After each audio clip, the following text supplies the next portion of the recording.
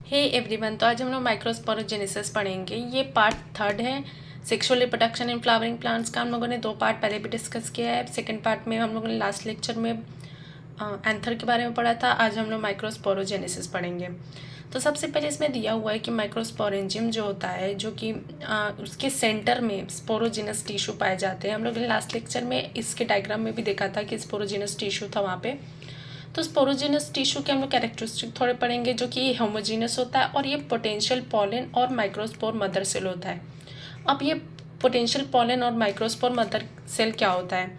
तो ये वो होता है जो कि मियोसिस डिवीजन के थ्रू माइक्रोस्पोर्स को फॉर्म करता है, और यही जो प्रोसेस है इसको हम लोग माइक्रोस्पोरोजेनेसिस कहते हैं। इसकी डिफिनेशन हो जाएगी the formation of microspores through from pollen mother cells through meiosis is termed as microsporogenesis। अब जो माइक्रोस्पोर फॉर्म होता है वो 4 सेल्स होते हैं। 4 सेल्स जो होते हैं, जो फॉर्म होते हैं, उन्हें हम माइक्रोस्पोर्स कहते हैं, जिन्हें हम माइक्रोस्पोर टेट्राड के नाम से भी जानते हैं। और ये माइक्रोस्पोर ही आगे चल के पॉलन ग्रेन में डेवलप होता है।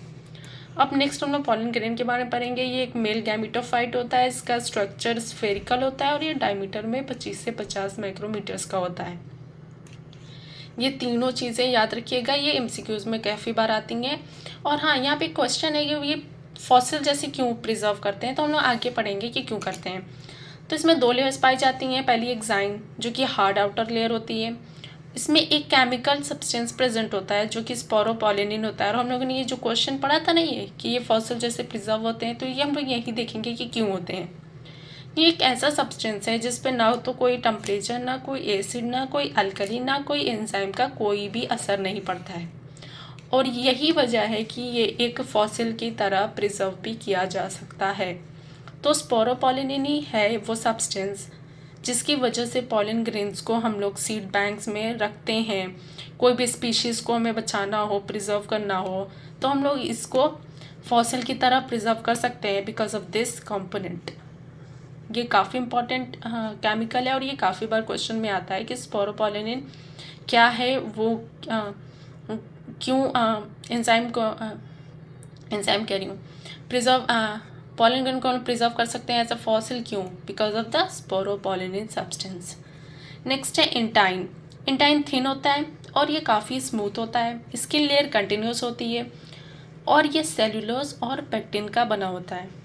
नेक्स्ट है जर्मपोर। अच्छा, हम लोगों ने स्पोरोपोलिनिन यहाँ पढ़ा था। अब हम लोग जर्मपोर देखेंगे कि क्या होता है। कि यहाँ पे दिया है कि इंटाइन कंटिन्यूस होती है, पर एक्साइन में कहीं नहीं दिया कि ये कंटिन्यूस होती है। क्यों?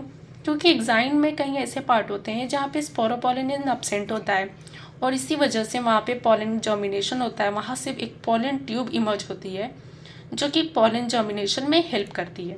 हम लोग आगे पढ़ेंगे पॉलन जर्मिनेशन क्या होता है। अभी के लिए सिर्फ ये जान लीजिए। नेक्स्ट है जो प्लाज्मा मेम्ब्रेन होती है, वो पॉलन ग्रेन के साइटोप्लाज्म को सराउंड करती है। ये भी काफ़ी इंपॉर्टेंट है। नेक्स्ट हम लोग डायग्राम देखेंगे कि ये सारे डायग्राम जो एनसीईआरटी में दिए हैं, आप लोग अच्छे से इसे याद कर लीजिएगा, लेबलिंग याद कर लीजिएगा। अगर पॉलन ग्रेन के बारे में 2 मार्क्स का कुछ आ जाता है तो ये बनाना काफ़ी इंपॉर्टेंट है। अगर एक्साइन इंटाइन के बारे में पूछता है तो ये बनाना काफ़ी इंपॉर्टेंट है।